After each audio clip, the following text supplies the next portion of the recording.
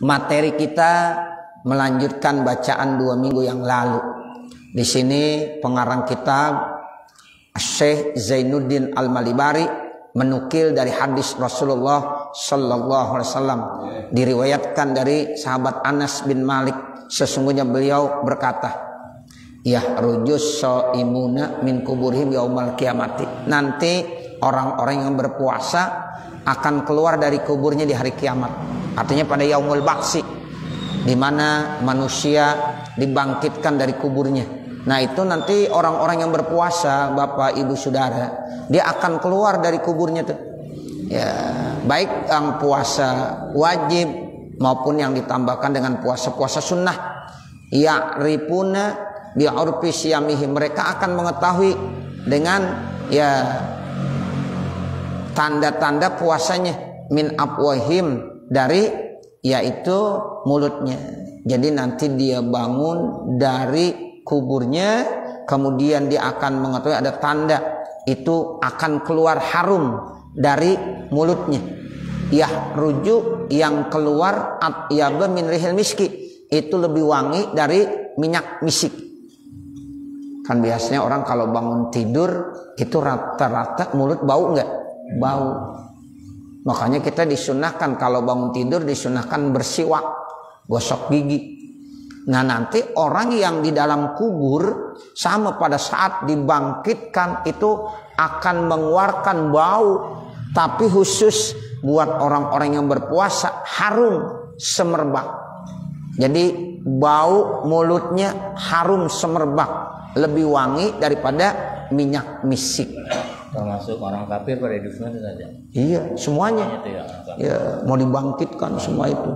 Ya, dari umat Nabi Adam sampai umat Nabi Muhammad yang terakhir, baik orang muslim maupun orang kafir, semuanya akan dibangkitkan karena mereka akan dimintai pertanggungjawabannya di hadapan Allah Subhanahu wa taala. Nah, itu ciri orang yang berpuasa pada saat dibangkitkan dari kubur akan mengeluarkan aroma yang harum, aroma yang semerbak dari mulutnya. Nah ternyata itu sebab puasanya. Makanya disitulah rahasianya kenapa orang kalau berpuasa, kalau udah mulai tergelincir matahari, makruh hukumnya gosok gigi. Begitu ya Bapak Saudara ya. Kita nih lagi puasa, baik puasa wajib maupun puasa sunnah. Kalau udah zawal, kalau sudah tergelincir matahari, makruh hukumnya siwak, gosok gigi. Ada yang punya alasan begini, Ustaz saya pengen gosok gigi karena mulut saya bau bener gak enak rasanya. Nah itu memang kebiasaan orang kalau puasa, kalau udah tergelincir matahari baunya kurang enak, kurang sedap. Tapi biarkan saja. Kalau belum zawal boleh nggak? Boleh. Ya, kalau belum zawal boleh. Misalnya pagi-pagi jam 7, jam 6, jam 8 dia mau gosok gigi boleh. Ya, karena belum zawal. Jadi makruhnya ba'da zawal, setelah tergelincir. Ya mulai jam 12 ke sana tuh, ya udah mulai kagak enak itu mulut rasanya. Ya orang yang berpuasa, tapi biarin, sebab nanti ya insya Allah di sisi Allah lebih harum daripada ya minyak misik. Nah ini contohnya. Jadi ketika dia dibangkitkan dari kubur, maka orang-orang yang berpuasa itu mulutnya harum, ya lebih harum daripada minyak misik. Tunqalu ilaihim al-mawaidu wal abariku, kemudian diberikan, disuguhkan kepada mereka hidangan makanan. Ya ada teko, ada nampan yang isinya hidangan makanan dan air minuman.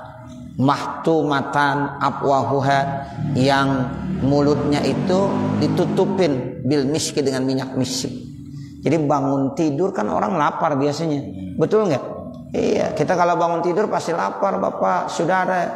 Nah itu orang yang dibangkitkan dari kubur ketika itu dia akan haus dan dia akan lapar. Nah orang-orang yang berpuasa itu udah disiapkan hidangan. Masya Allah, maidah itu namanya hidangan siap, santap, sama air-air ya minuman yang udah ditaruh di dalam ketel-ketel ibrik. Ya, Masya Allah, itu nikmat sekali yang Allah berikan. Dan itu masih tertutup, masih dalam segel. Segelnya itu pun wangi, harum. Ya itu. Jadi nasinya, hidangannya, maidahnya, airnya masih disegel, masih tertutup.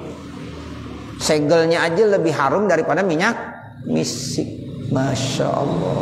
Itu nikmat yang Allah berikan buat siapa? As-shaimun, orang yang berpuasa, yang dulu di dunia dia lapar.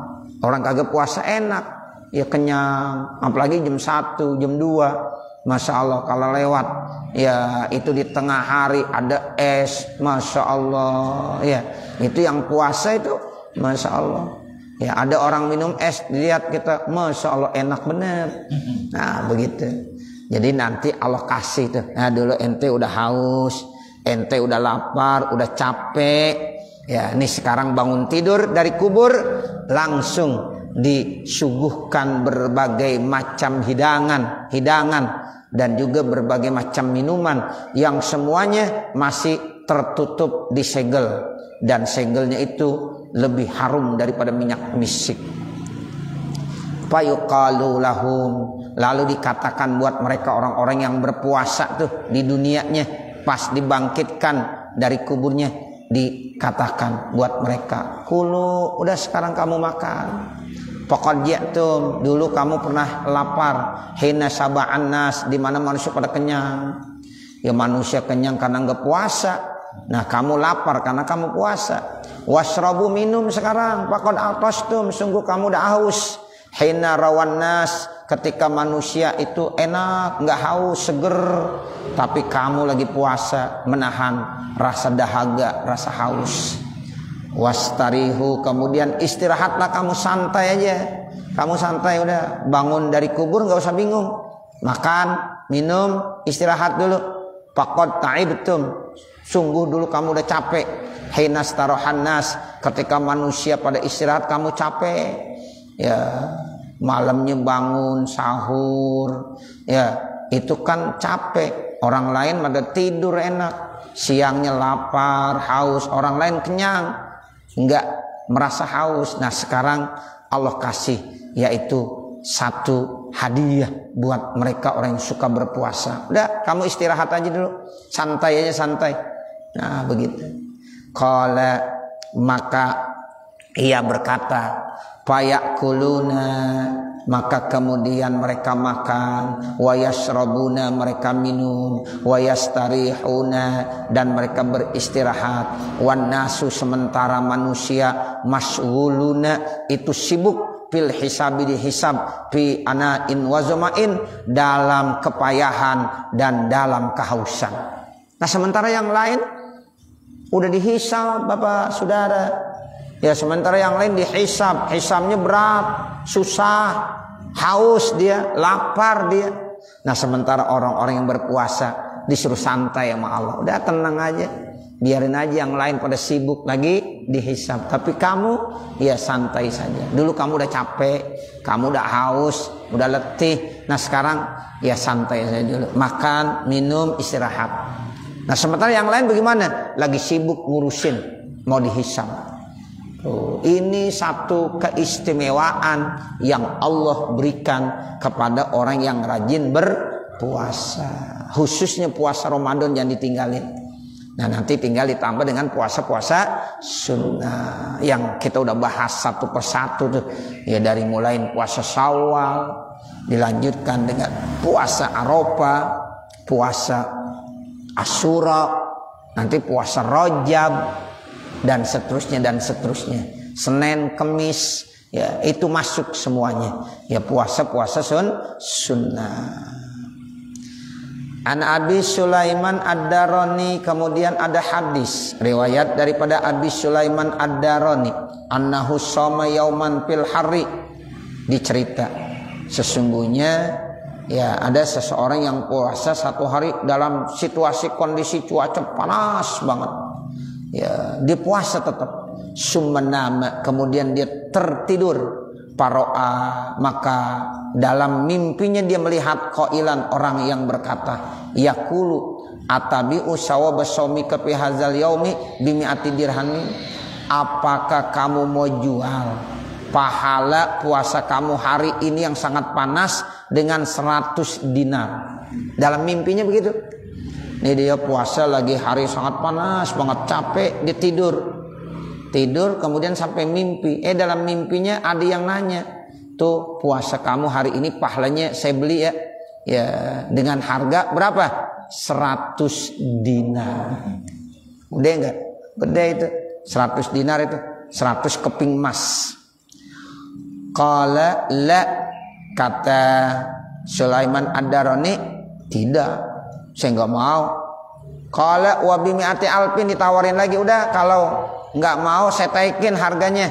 Pahala puasa kamu satu hari ini saya beli dengan 100.000 dinar. Tinggian lagi, tadi 100 dinar dia nggak mau. Ya udah dah 100.000 dinar. Qala la, dia kagak mau juga.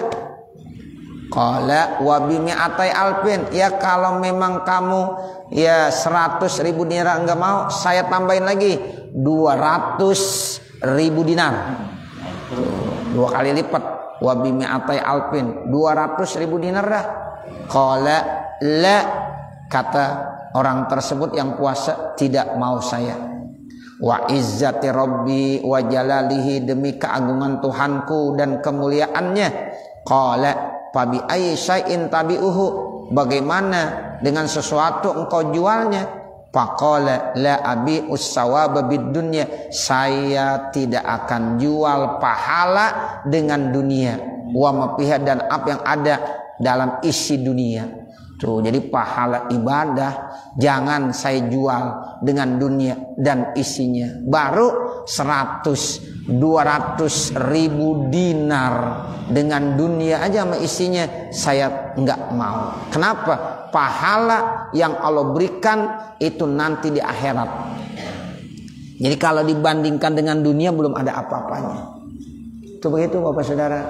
Makanya kita kalau ibadah ya jangan diukur sama dunia. Enggak ada nilainya sedikit pun sama dunia. Puasa satu hari aja tuh, Masya Allah, mau diganti ya mau dijual dengan 200.000 dirham, dia nggak mau. Ketika ditanya emang kamu maunya berapa, kata Imam Ad-Darani, seandainya kamu mau ganti ya kamu mau beli dengan dunia beserta isinya, saya tidak akan jual juga. Tuh begitu. Jadi Masya Allah, itu yang namanya as-sawab, pahala yang Allah kasih di dunia, nanti balasannya itu ya di akhirat. Nggak kelihatan saat ini, nggak ada bandingannya Bapak Saudara. Makanya kalau kita puasa satu hari itu pahalanya gede bener. Itu mau diganti dengan dunia dan isinya aja, tetap itu tidak ada artinya sama sekali. Dunia itu kecil Pak. Ya, dunia itu kecil. Ya, jangankan baru 1 juta, 2 juta, 3 juta. Dunia beserta isinya diganti dengan pahala puasa satu hari, masih nggak mau. Kalau orang yang tahu tuh, orang yang tahu bagaimana keistimewaan dan kemuliaan yang Allah berikan ya terhadap orang yang berpuasa. Walakin, akan tetapi abiuhu, aku akan jualnya itu pahala puasa bin nazir ilal maula, dengan cara melihat Allah. Saya pengen ibadah puasa saya nanti diganti di akhirat dengan melihat Allah.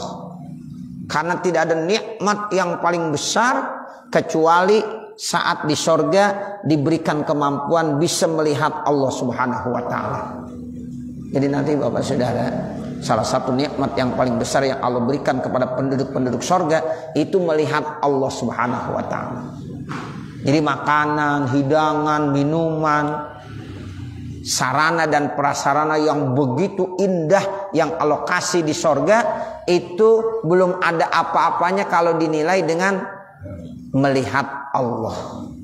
Tuh, jadi melihat Allah itu adalah nikmat yang paling besar yang Allah berikan kepada penduduk sorga.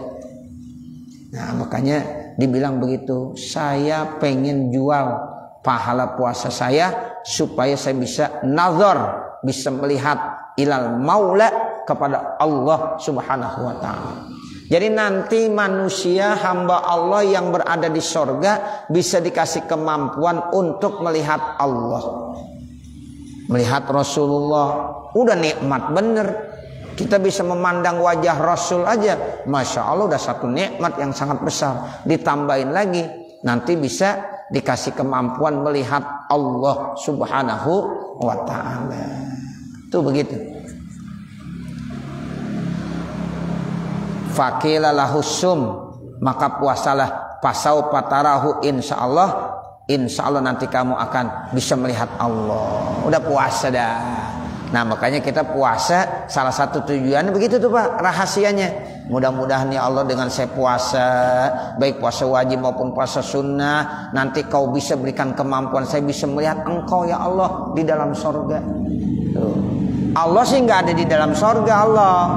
Cuma kita manusia umat Nabi Muhammad yang taat, yang dikasih yaitu karomah, kemuliaan, bisa masuk ke dalam sorga dengan rahmat dan kasih sayang Allah. Nah kemudian di situ dia bisa melihat Allah.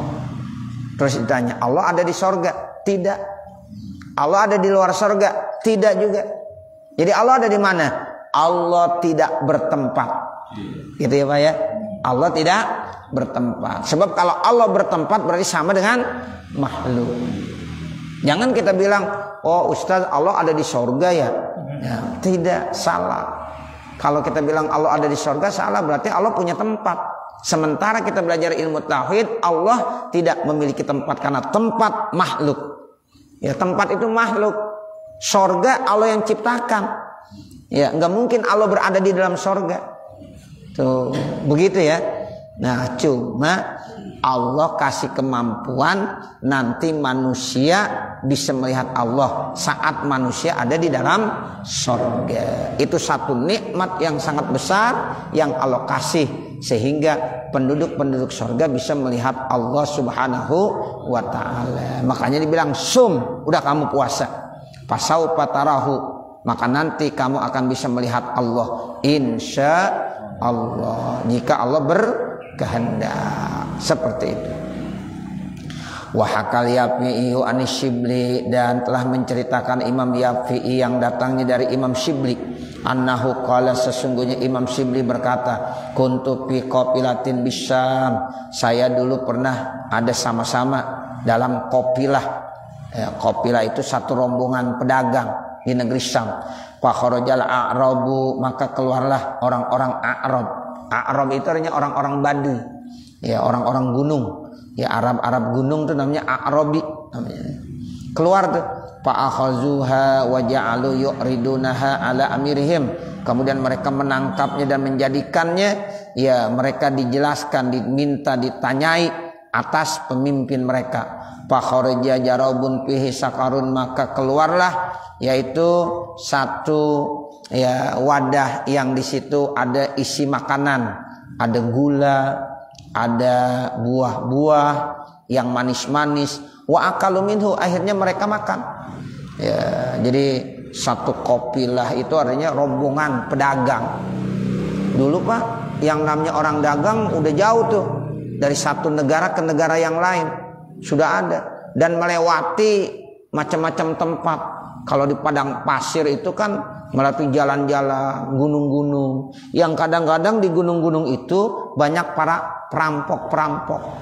Kota otorik dalam bahasanya, kota otorik, para pembegal.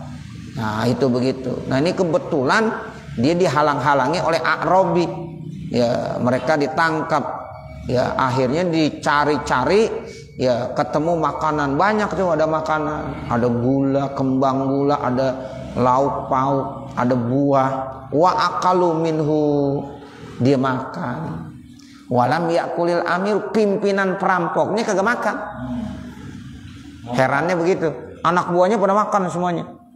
Tapi pimpinannya ini amir itu pimpinan daripada A'rabi yang merampas dan menangkap kafilah itu, ya ternyata enggak mau makan nih. Pas banget ditanya, ya lima la ta'kul, kenapa kamu tidak makan? Faqala ana shaim, kata pimpinan perampok, saya lagi puasa. Pimpinan perampok puasa, coba bayangin. Begitu. Iya. Dia perampok. Ya pemimpin lagi. Ya anak buahnya pada makan tuh rampasan dari situ. Ya kemudian ditanya, kok ente kagak makan? Mohon maaf saya lagi puasa. Gitu jawabannya, lagi puasa. Ana soim. Pakul tuh takta'ut tariqo, kamu pembegal di jalan. Wa ta'khuzul amwala, kamu ngambil harta orang. Wa taqtulun nafsa, kadang-kadang kamu juga membunuh jiwa orang. Tapi wa anta soimun, sementara kamu puasa. Bagaimana, saya kagak paham ini. Kerjaan kamu maksiat. Ya, sebagai quta'ut tariq, pembegal jalan, pemimpin lagi, pemimpinnya. Ya, kamu merampas harta orang, diambil makanannya, bahkan kadang-kadang tak segan-segan jiwa orang diapain? Dibunuh Pak. Tuh kalau quta'ut tariq kan kadang-kadang begitu. Ada kadang-kadang cuma ya barang-barangnya aja diambil, uangnya diambil, orangnya dibiarkan. Ada juga yang kejam banget, semuanya diambil barang-barangnya, orangnya dibunuh. Nah itu quta'ut tariq namanya. Itu dari dulu udah ada. Ya mereka selalu ya adanya di kaki-kaki gunung tuh, di padang pasir.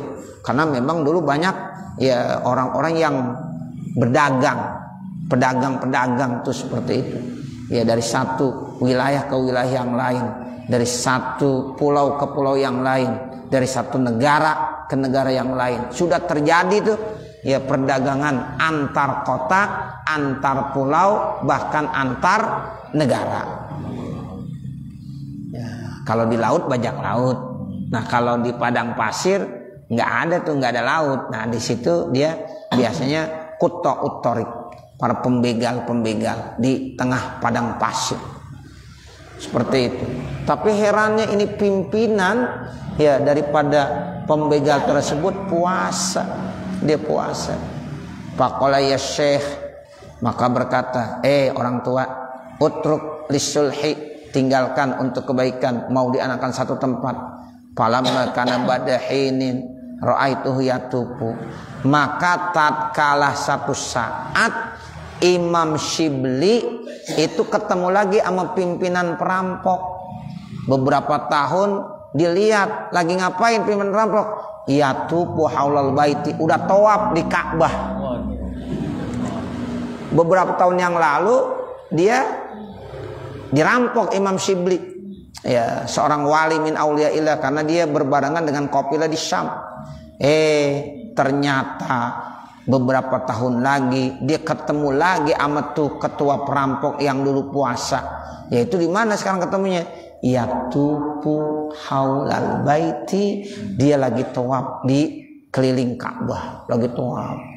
Terus ngapain dia? Wahum muhrimun, sementara dia lagi ihram. Masya Allah, lagi ihram haji, lagi ihram umroh. Kepala perampok berarti sudah benar-benar sadar. Tuh kasinil bali, seperti dia ya udah dalam kondisi capek, udah pakaiannya pada usang. Ya pakul tuh anta zalikar rajul, engkau yang dulu yang saya kenalkan waktu ngerampok. Faqala, maka kepala perampoknya itu bilang, na'am iya, zalika saumu auqa'us sulh, itulah puasa menyebabkan saya jadi baik bainana, antara kami. Rahimahullah, Allah memberikan rahmat buatnya, wa rahimana, dan semoga Allah memberikan rahmat buat kita ma'ahu, bersamanya. Jadi faidah daripada puasa terkadang begitu ya.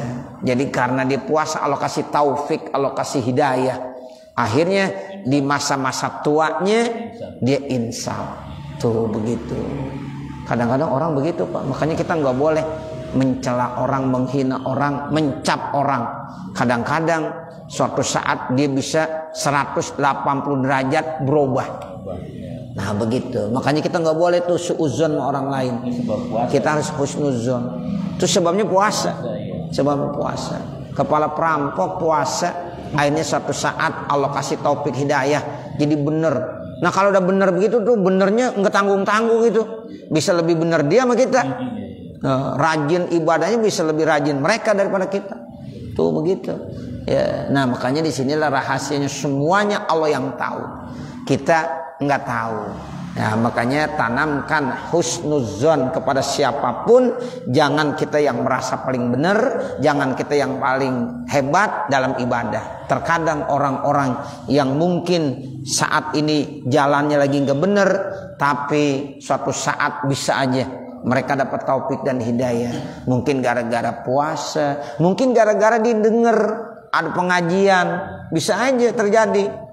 Saya setelah mendengar pengajian langsung itu sadar saya, berubah total 180 derajat. Yang tadinya dia tidak baik menjadi baik. Itu ada yang begitu. Ada gara-gara yang lain-lain. Ya, pokoknya banyak. Itu semuanya adalah kudrah dan kekuasaan Allah. Masya Allahu kana wa ma lam yasha lam yakun. Apa yang Allah kehendaki bisa terjadi.